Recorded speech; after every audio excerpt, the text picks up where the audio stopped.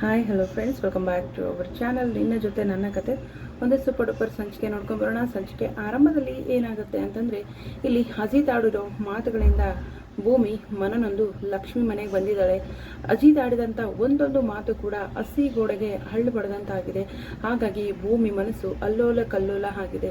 ಹಾಗಾಗಿ ಇಲ್ಲಿ ಲಕ್ಷ್ಮಿಯಿಂದ ಕೂಡ ದೂರ ಹೋಗಬೇಕು, ಊರು ಬಿಟ್ಟು ಹೋಗಬೇಕು ಅನ್ನೋ ನಿರ್ಧಾರಕ್ಕೆ ಬಂದ್ಬಿಟ್ಟಿದ್ದಾಳೆ ಭೂಮಿ.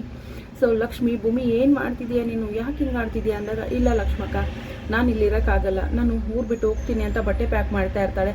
ಅಲ್ಲ ಭೂಮಿ, ಎಲ್ಲಿ ಅಂತ ಹೋಗ್ತೀಯ ನೀನು, ಏನು ಹೇಳ್ತಾ ಇದೀಯ ನೀನು, ನನ್ನನ್ನು ಬಿಟ್ಟು ಹೋಗ್ತೀಯ ನೀನು ಅಂತ ಕೇಳ್ತಾರೆ ಲಕ್ಷ್ಮಿ ಅಕ್ಕ. ಇಲ್ಲ ಲಕ್ಷ್ಮಿ ಅಕ್ಕ, ನನ್ನಿಂದ ಇಲ್ಲಿ ಇರೋಕ್ಕಾಗ್ತಾ ಇಲ್ಲ. ತಾಯಿ ಥರ ಇರೋ ಅತ್ತೆ ಮತ್ತು ಸಾಹೇಬ್ರು, ಮಾವ, ಇವರು ನೆನಪುಗಳು ನನ್ನನ್ನು ಕಾಡ್ತಾ ಇದೆ. ಅವ್ರಿಗೋಗಿ ಸಾಂತ್ವನ ಹೇಳಬೇಕು, ಅತ್ತೆ ನೀವು ಹುಷಾರಾಗ್ತೀರಾ ಅಂತ ಹೇಳಬೇಕು ಅಂತ ನನ್ನ ಮನಸ್ಸು ಆತುರಿತಾ ಇದೆ. ಇಲ್ಲ ಲಕ್ಷ್ಮಿ ಅಕ್ಕ, ನನ್ನ ಕೈಯಿಂದ ಇಲ್ಲಿ ಇರೋಕ್ಕಾಗ್ತಾ ಇಲ್ಲ, ನಾನು ಹೋಗ್ತೀನಿ ಅಂತ ಹೇಳ್ತಾಳೆ. ಆಗ ಲಕ್ಷ್ಮಿ ಹೇಳ್ತಾಳೆ, ನೋಡು ಭೂಮಿ, ಹೀಗಂದರೆ ಹೇಗೆ, ನನಗಾದರೂ ಯಾರಿದ್ದಾರೆ ಅಂದರೆ ಅವಳ ಒಂದು ಕತೆ ಕೂಡ ಹೇಳ್ತಾಳೆ. ಯಾರು, ಲಕ್ಷ್ಮಿ ಗಂಡ ಪ್ರೀತಿಸಿ ಮದುವೆ ಆಗಿರ್ತಾಳೆ. ಈ ಕಡೆ ಅವರು ಕುಡಿದು ಹೊಡೆದಿರೋದು, ಕಿರಿಕಿರಿ ಕೊಟ್ಟಿರೋದು, ಅವಳು ದುಡಿದಿರೋ ದುಡ್ಡನ್ನೆಲ್ಲ ತಗೊಂಡಿರೋದು, ಪ್ರತಿಯೊಂದನ್ನು ಲಕ್ಷ್ಮಿ ಕೂಡ ತನ್ನ ಜೀವನದಲ್ಲಿ ಆಗಿರ್ತಕ್ಕಂಥ ಕಹಿ ಅನುಭವಗಳನ್ನು ಭೂಮಿ ಹತ್ರ ಹೇಳ್ಕೊತಾ ಇರ್ತಾಳೆ. ಆದರೂ ಕೂಡ ಇಲ್ಲ ಲಕ್ಷ್ಮಿ ಅಕ್ಕ, ನನ್ನ ಕೈಲಿ ಇರೋಕ್ಕಾಗೋದಿಲ್ಲ ಅಂತ ಹೇಳ್ತಾಳೆ.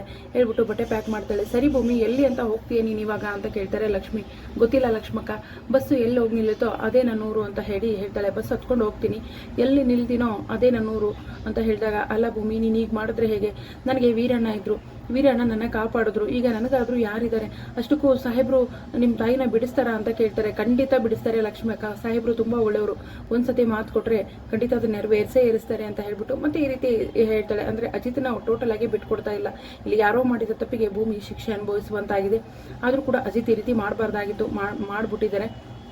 ಅಲ್ಲಿಗೆ ಮನೆ ಬಿಟ್ಟು ಹೋಗಬೇಕು ಅನ್ನೋಷ್ಟಾಗ್ಲೇ ನನಗೋಸ್ಕರ ಯಾರಿದ್ದಾರೆ, ನಾನು ಯಾರಿಗೂ ಬೇಡವಾದವಳು ಅಂತ ಭೂಮಿ ಹೇಳ್ತಿರ್ತಾಳೆ. ಅಲ್ಲಿಗೆ ನಮ್ಮ ದೊಡ್ಡ ಸಾಹೇಬ್ರು ಕೂಡ ಬಂದ್ಬಿಡ್ತಾರೆ.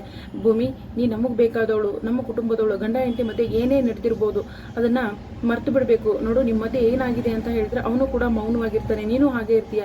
ಏನಾಗಿದೆ ಅಂತ ಹೇಳಿದ್ರೆ ನಾವು ಅದಕ್ಕೆ ಪರಿಹಾರನ ಕಂಡ್ಕೊಳ್ಬೋದು ಅಲ್ವಾ ಭೂಮಿ, ಬಾ ಭೂಮಿ, ನಿನ್ನ ಅವಶ್ಯಕತೆ ತುಂಬಾ ಇದೆ ಅಂತ ಹೇಳ್ತಾರೆ. ಇಲ್ಲ ದೊಡ್ಡ ಸಾಹೇಬ್ರೆ, ನಾನು ಬರಲ್ಲ, ಸಾಹೇಬ್ರು ಬರಬೇಡ ಅಂತ ಹೇಳಿದ್ದಾರೆ ಅಂದ ತಕ್ಷಣ, ಅವನು ಯಾರು ನಿನಗೆ ಹೇಳಕ್ಕೆ ಅಂತ ಹೇಳ್ತಾರೆ ಶ್ರವಣ್ ಅವರು. ಇಲ್ಲ ದೊಡ್ಡ ಸಾಹೇಬ್ರೆ, ಅವರೇ ತಾನೇ ನನ್ನನ್ನು ಕರ್ಕೊಂಡು ಬಂದಿರೋದು, ಅವ್ರಿಗೆ ನಾನು ಬೇಡವಾದ್ಮೇಲೆ ಮತ್ತೆ ನಾನು ಬರೋಕ್ಕಾಗಲ್ಲ ಅಂತ ಹೇಳ್ತಾಳೆ.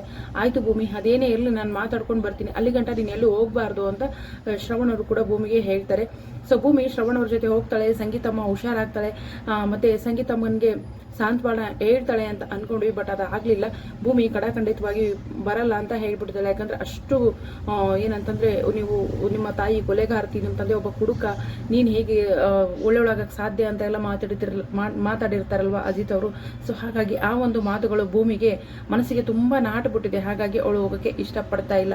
ಆ ಕಡೆ ನಮ್ಮ ರಾಮ್ ಅವರು ಕೂಡ ಸಂಗೀತ ಪ್ರಜ್ಞೆ ಬಂತ ಅಂತ ಹೇಳ್ಬಿಟ್ಟು ಒಂದೇ ಸಮ ಕಣ್ಣೀರು ಹಾಕ್ತಾ ಇದ್ದಾರೆ. ಇಲ್ಲಪ್ಪ, ಇನ್ನು ಕೋಮದಲ್ಲಿದ್ದಾರೆ ಅಂತ ಹೇಳ್ಬಿಟ್ಟು ಮನೆಯವರೆಲ್ಲ ತುಂಬಾ ಕಣ್ಣೀರು ಹಾಕ್ತಾ ಇದ್ದಾರೆ. ಈ ಕಡೆ ನಮ್ಮ ದೊಡ್ಡ ಸಾಹೇಬ್ರು ಮತ್ತೆ ಅಂದ್ರೆ ಶ್ರವಣ್ ಅವರು ಮತ್ತೆ ಅಜ್ಜಿ ಸ್ವಾಮಿಗಳ ಹತ್ರ ಹೋಗಿದ್ದಾರೆ, ದೊಡ್ಡ ಗುರುಗಳ ಹತ್ರ ಹೋಗಿದ್ದಾರೆ. ದೊಡ್ಡ ಗುರುಗಳ ಹತ್ರ ಅದು ಎಂತ ಕಠಿಣ ಇದು ವ್ರತ ಆದ್ರೂ ಸರಿ ನಾವು ಮಾಡ್ತೀವಿ, ವರ್ಷಾನುಪೂರ್ತಿ ತುಪ್ಪ ದೀಪ ಹಚ್ಬೇಕಾ, ಹೋಮ ಮಾಡ್ಬೇಕಾ, ಪ್ರತಿಯೊಂದನ್ನು ಕೇಳ್ತಾ ಇರ್ತಾರೆ. ಆದ್ರೆ ಇಲ್ಲಿ ದೊಡ್ಡ ಗುರುಗಳು ಏನು ಹೇಳ್ತಾರೆ, ಮತ್ತೆ ಭೂಮಿನ ಮರಳಿ ಕರೆಸ್ಕೊಳ್ತಾರ, ಅದು ಏನು ಅಂತದ್ದು ವ್ರತ, ಅವರ ಮೇಲೆ ಈಗ ಭೂಮಿಯ ಜೀವನ ನಿಂತಿದೆ. ನೋಡೋಣ ಮುಂದಿನ ಸಂಚಿಕೆಯಲ್ಲಿ ಏನಾಗುತ್ತೆ ಅಂತ.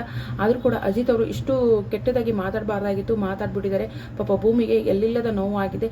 ಮತ್ತೆ ಮರಳಿ ಬರ್ತಾಳ, ಸಂಗೀತಮ್ಮನಿಗೆ ಸಾಂತ್ವನ ಹೇಳ್ತಾಳ, ಸಂಗೀತಮ್ಮ ಹುಷಾರಾಗ್ತಾರ, ಎಲ್ಲವನ್ನು ಮುಂದಿನ ಸಂಚಿಕೆಯಲ್ಲಿ ಕಾದು ನೋಡೋಣ. ದಯವಿಟ್ಟು ವಿಡಿಯೋಗೆ ಒಂದು ಲೈಕ್ ಮಾಡಿ, ಚಾನಲ್ ಸಬ್ಸ್ಕ್ರೈಬ್ ಮಾಡಿಕೊಂಡು ಸಪೋರ್ಟ್ ಮಾಡಿ. Thank you so much.